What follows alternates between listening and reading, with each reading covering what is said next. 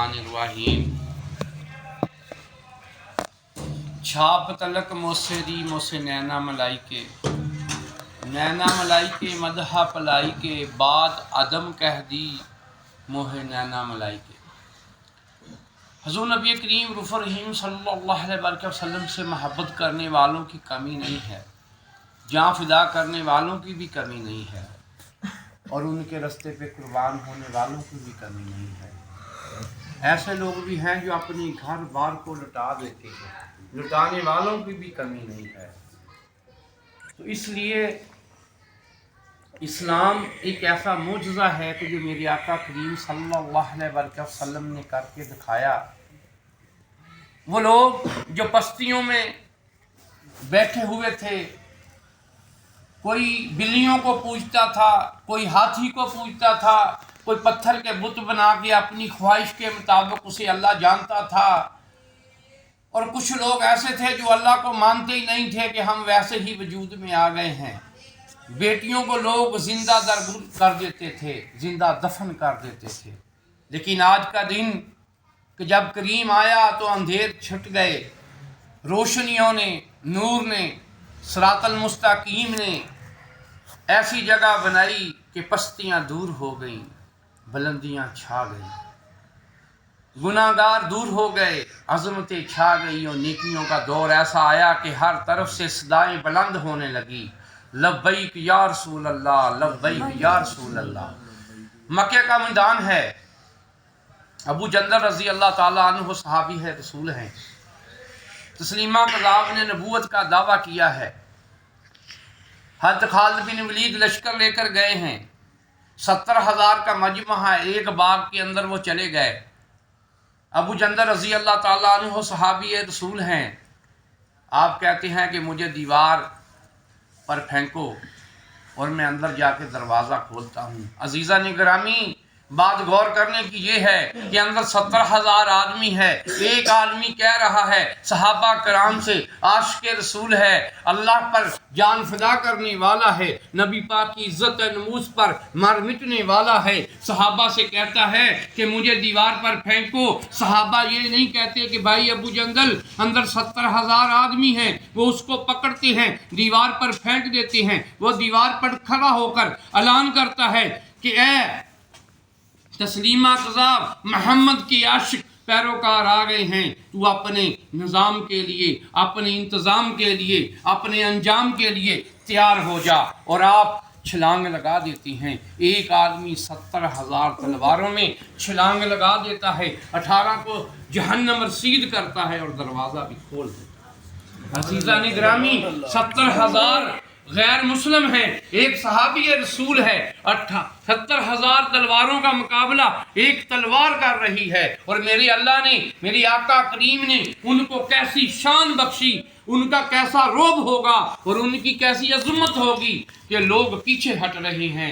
70,000 आदमी पीछे हट रहा है और 18 जहन्नम रसीद हो चुके हैं और दरवाज़ा भी खोल दिया और इस्लाम को फतह मिली।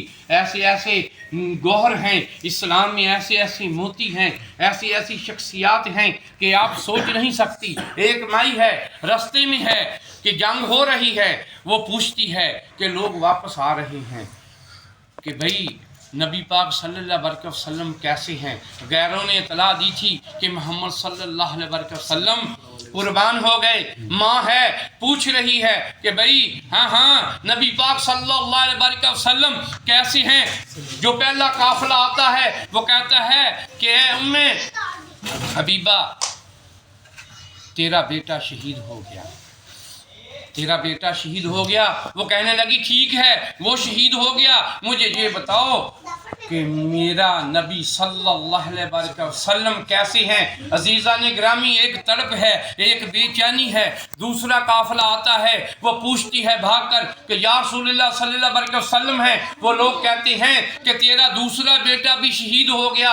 वो कहेंगी अल्हम्दुलिल्लाह, मुझे फ़ख्र है, लेकिन मुझे ये बताओ कि नबी पाक सल्लल्लाहु अलैहि वसल्लम कैसे हैं। वो इंतज़ार में है, रास्ते में आंखें लगाई हुई हैं, हर मुसाफिर से पूछ रही है ہے، تیسرا قافلہ آتا ہے، وہ بھاگ کر پوچھتی ہے کہ نبی پاک صلی اللہ علیہ وسلم کیسے ہیں؟ وہ کہتے ہیں کہ تیرا تیسرا بیٹا بھی ان پر قربان ہو گیا۔ وہ کہنے لگی الحمدللہ، لیکن مجھے یہ بتاؤ کہ محمد صلی اللہ علیہ وسلم کیسے ہیں؟ لیکن کوئی اطلاع نہیں ملتی۔ وہ بے چین ہو رہی ہے، مدینے کی راہوں کی طرف دیکھ رہی ہیں، کوئی آئے، کوئی عاشق آئے، کوئی مجاہد آئے، مجھے بتائے کہ آقا کریم ٹھیک ٹھاک ہیں، وہ صحت مند ہیں، لیکن بے چینی بڑھتی جا رہی ہے۔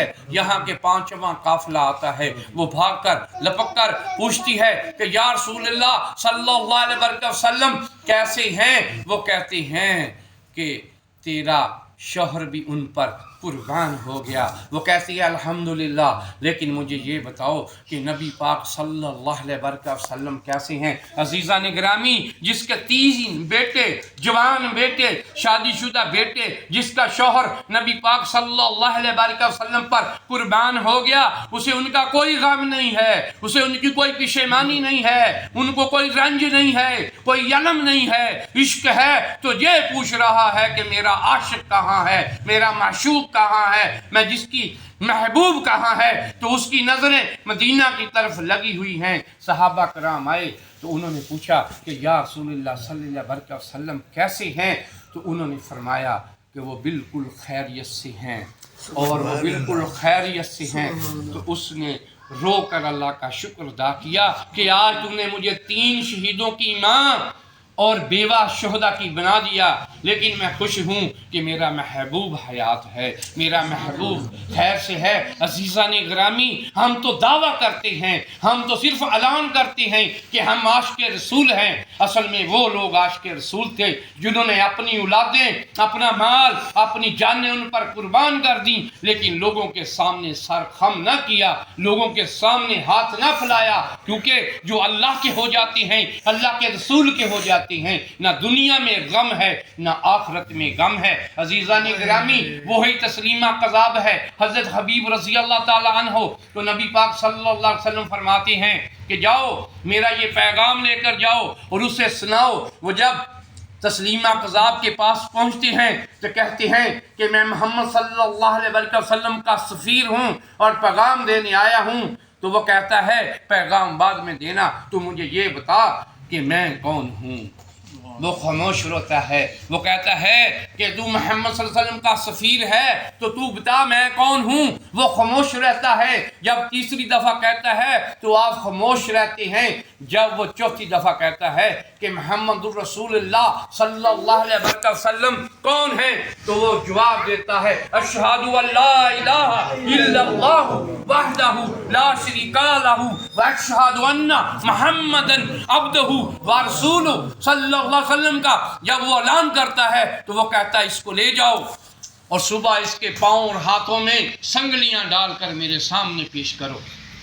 جب صبح فجر کی اذان ہو جاتی ہے تو اس کو تسلیمہ قذاب کے پاس لے کر آیا جاتا ہے، سنگلیوں میں جکڑے ہوئے ہیں۔ وہ پوچھتا ہے میں کون ہوں، آپ خاموش رہتے ہیں۔ وہ پھر پوچھتا ہے میں کون ہوں، وہ پھر خاموش رہتے ہیں۔ جب تیسری دفعہ کہتا ہے کہ اگر یہ جواب نہ دے تو اس کے سیدھے ہاتھ کو کاٹ دو، تو وہ پھر بھی خاموش رہتے ہیں اور ان کے جسم اطہر سے سیدھے ہاتھ کو یہاں سے کاٹ دیا جاتا ہے۔